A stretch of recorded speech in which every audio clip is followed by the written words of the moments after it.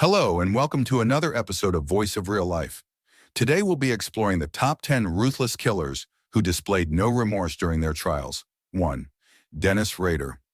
Dennis Rader, better known as BTK, an abbreviation for his modus operandi, bind, torture, kill, was sentenced to 10 consecutive life terms in 2005 for committing a string of murders dating back to 1974 in Wichita, Kansas.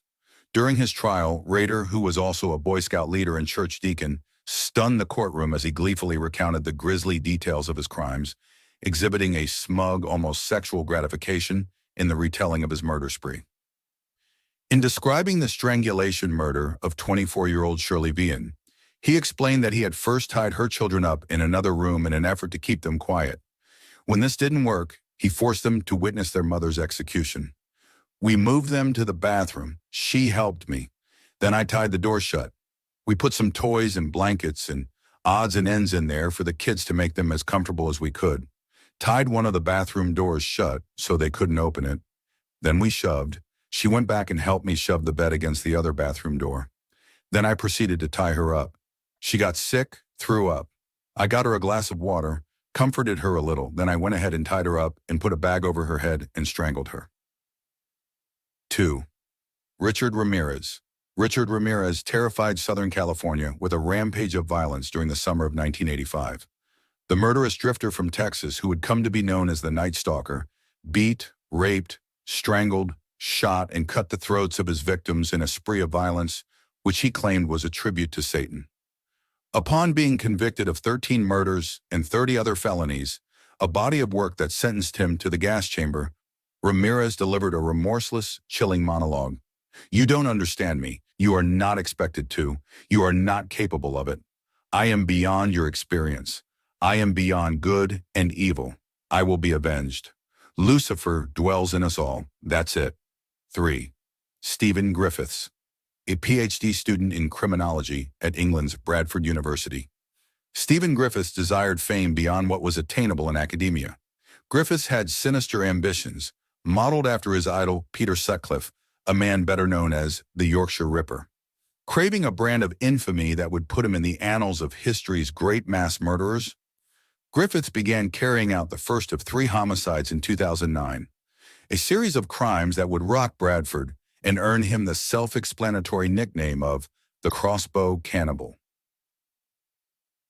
Shortly after his apprehension, CCTV video emerged in the English press showing a brazen Griffiths celebrating the murder of his final victim, 36-year-old Suzanne Blamires, by holding up his crossbow and giving the finger directly at a camera in the hallway of his apartment building.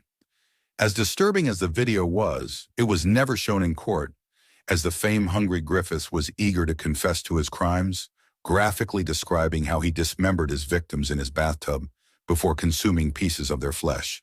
4. Joseph Paul Franklin.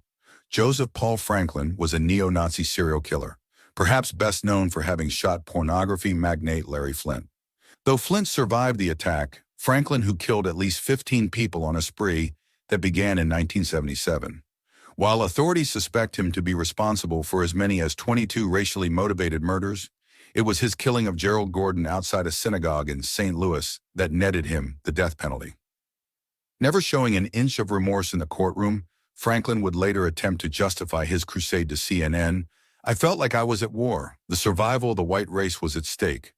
I consider it my mission, my 3-year mission. Same length of time Jesus was on his mission, from the time he was 30 to 33, until 5. John Wayne Gacy, serial killer, rapist, and perhaps the root of clowns being derided as creepy. John Wayne Gacy carried out 33 murders between 1972 to 1978 in suburban Chicago, Illinois. The contractor and part-time children's birthday clown would lure teenage boys back to his home, enticing them with the promise of partying or construction job opportunities, before raping, strangling, and burying them in his crawlspace. The law finally caught up to Gacy in 1978 when a concerned mother alerted authorities that her son had disappeared with the man. Gacy would confess to detectives the entirety of his crimes, though he would later recant and joke at his trial that the only thing he was guilty of was running a cemetery without a license. The jury found him guilty of dozens of murders and sentenced him to death. Gacy was executed in 1994, and he offered some very succinct last words as a retrospective of his life and crimes. Kiss my ****. Route 6. Karl Panzram. Karl Panzram is considered by some to be the most sadistic serial killer in history, committing a total of 21 murders and an unknown number of rapes. All of young boys and men. The Minnesota native carried out his crimes across not just the United States, but also the African country of Angola, where he claimed to have killed 6 local guides before feeding them to crocodiles. Panzram was ultimately sent to the gallows at Leavenworth Penitentiary in 1930 after he smashed a fellow inmate's skull in with an iron bar. He was doing a 25-year bid at the time for the murder and rape of 2 boys. He greeted his execution with anger and defiance, his final words being, "Hurry it up, you Hoosier bastard." In an autobiography he left behind, penned by a cellmate with Panzram, dictating he gotten his true last words. These nihilistic screeds showed no humanity, not even for his most chilling crimes, including this infamous passage. "In my lifetime, I have murdered 21 human beings. I have committed thousands of burglaries, robberies, larcenies, arsons, and, last but not least, I have committed sodomy on more than 1,000 male human beings. For all these things, I am not in the least bit sorry." 7. Albert Fish. Between 1924 to 1934. Albert Fish, who would come to be known as the Gray Man, committed as many as 10 murders in New York State. He was ultimately convicted of 3 all-young children in 1935. A paraphile, a person who seeks masochistic sexual gratification, Fish had unique fetishes, including placing kerosene-soaked wool in his anus and lighting it on fire, as well as shoving needles into his abdomen and consuming huge quantities of raw meat. Fish later went on to acquire a taste for human flesh, and after murdering, dismembering, and consuming 10-year-old Grace Budd in 1928, he detailed his culinary process in a cruel letter to the child's mother. "First I stripped her naked. How she did kick, bite, and scratch. I choked her to death, then cut her in small pieces so I could take my meat to my rooms, cook and eat it.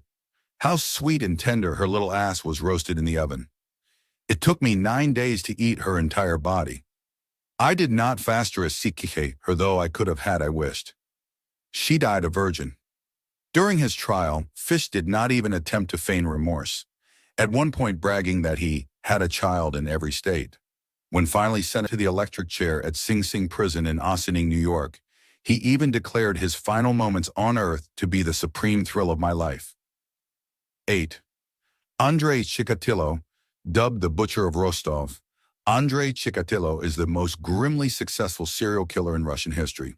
From 1978 to 1990, he killed 53 people, 35 of which were children or young teens, in a horrific spree of violence puts him among history's worst mass murderers. A charismatic family man, Chikatilo would lure his victims, frequently the homeless or disabled from bus and train stations, to the forests outside of Rostov, where he would rape, torture, kill, and mutilate them, sometimes eating their organs.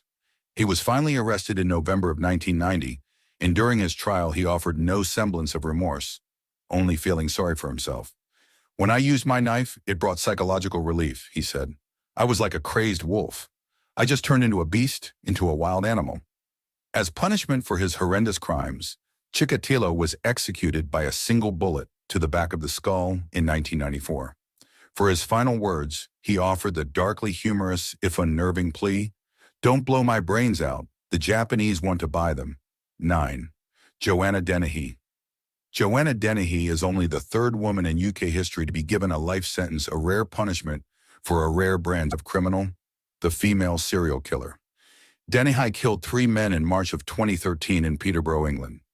Upon her arrest, she pled guilty, sparing the justice system a lengthy trial. But she made the most of her brief time in court. While standing in the dock awaiting her judge's summation, Dennehy was seen to be completely remorseless, smirking and laughing in the face of her crimes, even yelling out the word ****chess at one point. This probably didn't earn her any sympathy, and she appeared shocked and stunned when given a life sentence by a particularly humorless judge. Last on the list, Lawrence Bittaker. Lawrence Bittaker, along with his accomplice Roy Norris, committed a string of murders in the Los Angeles area in the late 70s. The duo's victims, all young women, were put through hell, often raped and tortured with pliers and other implements from Bittaker's toolkit before having their young lives snuffed out.